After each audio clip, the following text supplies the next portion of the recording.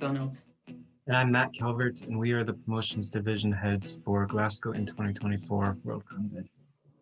We're here today with our amazing BFSA Hugo-nominated artist, Iain Clarke, to talk about our brand new Spring into Summer campaign. It's lovely to have you with us, Iain. Thank you very much. So before we kind of start, it would be really useful if you could show us the concept piece that inspired our Spring into Summer campaign.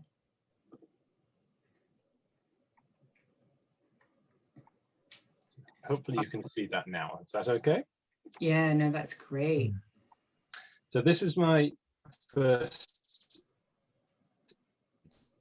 for the piece of artwork. I always knew very much what I wanted to look like. I always had that. It was more the shape of it, actually. The big looming face and the body of foliage on the one side, and then just something in the bottom left to balance it out. I didn't know what foliage, and I didn't know what in the bottom left to balance it out, but I always had that idea in my head. And it stayed pretty true to that, although more or less every detail changed within it from this to the final image. But the general look and feel of it, I think, is very similar. I did a slightly Rennie Mackintosh Art Nouveau kind of a bit of foliage in the bottom left there originally, before I decided to go a bit more thistle. Mm-hmm. The other big difference from this and the original is the horns, which we could maybe talk about. But I originally was going to have them sort of twisted and woven out of some sort of wicker foliage as well, but I thought that was just going to get lost in the sea of foliage that's there, so I kind of switched to traditional horns as we went along. But it's very true, I think, to the finished piece. And it is such an organic looking piece itself. It's sort of very kind of, given that, and we know that it's so much greenery in there, it still looks very airy, kind of ethereal, as part like cloud sort of action in that. Yes, I wanted the kind of face to just sort of dissolve into the foliage in a way, and it's quite satisfying with the pencil just doing these big swoopy lines. You kind of think, I don't know why I'm putting these lines here, but they all coalesce in a satisfying way up towards the top corner of the image, and it just feels balanced when it's done. The horns struck me in this pencil sketch because it almost seems like a Celtic design within the horns. And it's interesting that you said you were originally thinking of using it as wicker, because I mean there is so many connections with Scottish traditions of using wicker men, and you can really see it here. And it also has that sort of Celtic cross, the interwoven sort of platedness that sort of comes up on Celtic crosses as well in the sketch. I think the other thing that always really strikes me, and it's something that has stayed, is her face. I find her face so arresting. It's complete sort of contentment, complete immersion in what she's doing. And it just, I'm smiling because there's a thing I haven't told anyone about the face, which is as part of trying to make this kind of Scottish, I started casting around for whether I had any face models I could use of photographs. And I didn't base it very closely on her, but there's a very old photograph of Molly Weir, the Scottish actress who played Hazel the McWitch on Rent-A-Ghost, for people old enough to remember Rent-A-Ghost. Very old photograph of her before she was kind of very well known. I think it's her with a baby, and I found that photograph and I modelled the face on her just for that extra little dose of Scottishness in the picture. Well, it's a very, and now we have to go and hunt out that photo because it's just something there. I find it very calming as well. Could you show us the final piece then? Big unveil. We're excited because obviously we've seen it.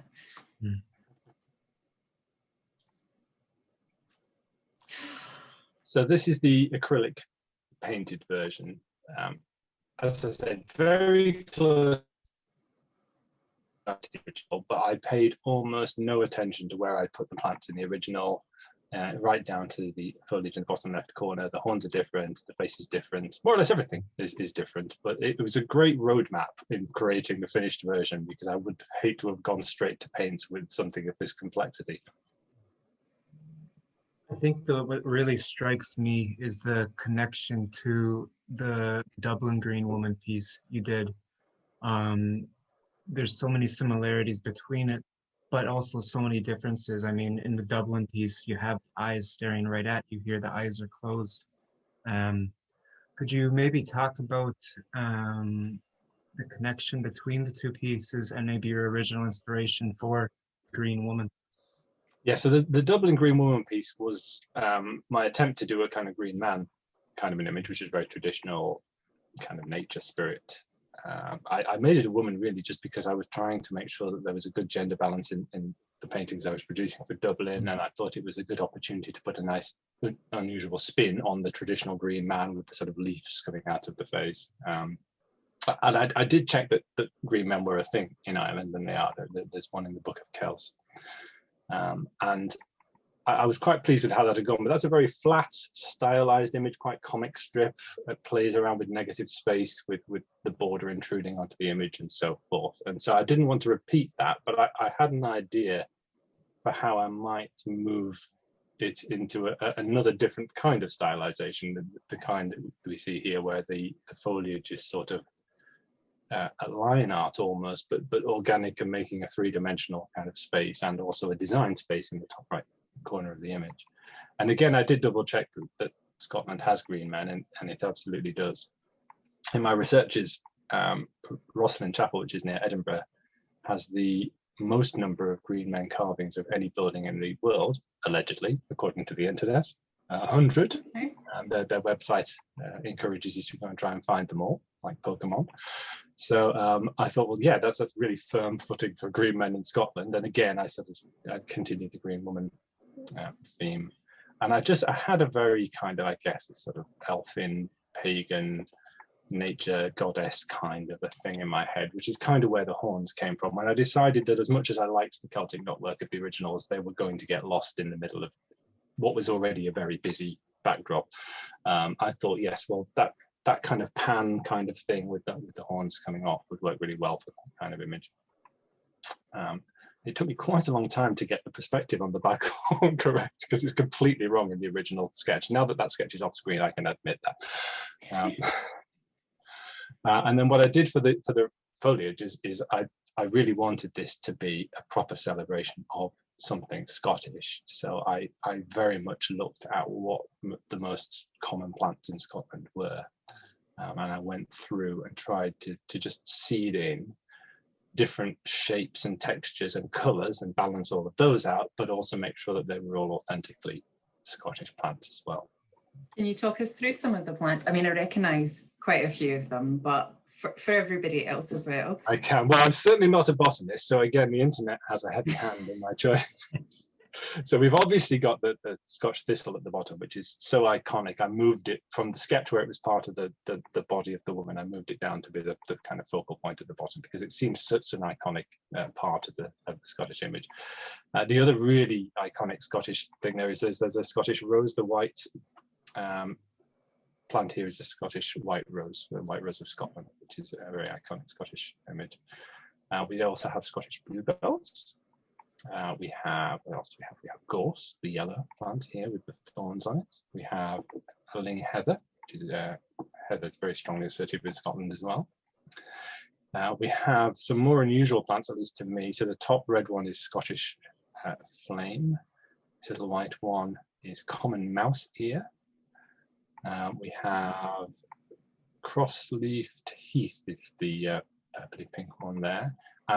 I did in the original cheat a bit with the Dublin plants, and I inserted a few carnivorous plants because my wife collects carnivorous plants and she loves them. So I snuck a pinguicular carnivorous plant into the back of this picture, which they do grow in Scotland, so it's not much of a cheat, but I wanted to make sure that that they were reflected too. And I repeated them based on colour and shape. The one I haven't mentioned is this one in the middle, which is bog myrtle. So there you are. thank you, internet. But I wanted to make sure that this was as Scottish as ever a Scottish thing could be, because it really has to be a kind of celebration of Glasgow and of Scotland more generally. No, and I mean, it is phenomenal. And it, you know, how her face sort of coalesces out of the plants, and then kind of, I love how her eyebrows, I mean, we all have days where our eyebrows definitely go a bit organic, but they sort of weave back in that vine in there, and, you know, the vine itself blends into the plants at the back, is just, you know, so special.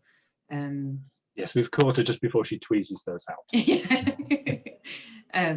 Now, carnivorous plant seems fair, given she's fanged in there. Yes, indeed. I don't know where the fang came from. Again, it just felt of a piece with that kind of mythological, slightly pagan, slightly trollish, I guess, spirit. It just added that slightly wild element again. I think I always think of nature spirits as being slightly wild and unknowable, even though she looks quite benign, I think, in this picture. No, there definitely is a depth, I think, and the horns and the fangs really add that. Was there any animals or in particular that you used for the horns, because they're so detailed, and then the way the light hits them, it's incredible. Yeah, a lot of different sheep, ram's horns, and so forth, and goats. I looked at quite a large number trying to find the right curl. And the thing you notice when you look at horns like that is they're not symmetrical. Far from it. They just look all kind of, again, wild. They've just sort of grown in the way that they have, quite gnarled and distorted. And I love the texture of them. Yes, they have a very, very. Then again, they're not just sort of circular ridges all the way around. They have furrows within them. They have knots and irregular features within them, and so forth, that catch the light. They're fascinating. You never really stop and look at them until you have to paint them. They're brilliant. And, you know, we were saying about the green man, green woman, but also there's the horned god, and it's kind of a horned goddess. So it's sort of combination of the lady and the horned god kind of in one, really. You know, it is really it's so striking as well. And obviously Glasgow is known as Deer Green Place, so it's a perfect combination for us as well. So we should probably tell everybody that if you sign up to support Glasgow in 2024, between British Summertime, which is the 28th of March, and Midsummer, which is the 21st of June, you will receive through the post a postcard of this beautiful Glasgow green lady, with a wee note on it from somebody in the bid saying thank you. And it will also have a QR code on it that takes you to our supporters pages, where we have Iain's original art piece for us, the shipbuilding over the Clyde, as a Zoom background. And we also have the Glasgow Green lady as a Zoom background, as well as we're going to have it as a line colouring stretch. So if you wanted to try your hand out and see how you might relax, transform, sink into nature, then it'll give you a wee bit of something as well. I mean, I just can't take my eyes off it on the screen, so it's really something special. And very Absolutely much gorgeous. He tries to do like Constance did for your Green Lady at Dublin, and make that into a quilt. I wouldn't want to inflict the level of complexity in this on anyone, but we shall see. Maybe embroidery. I feel that this is an embroidery piece, perhaps. I wonder if any of our supporters out there are up to a challenge. Good luck to you is all I can say. Oh, thank you, Iain. This is absolutely amazing, and we absolutely love having your art as part of Glasgow. It does us proud and gives us joy every single time you send something through. All you have to do is sign up to support us during this period. It's spring into summer, and I think you'll agree is a beautiful thing to spring through your letterbox. Bye.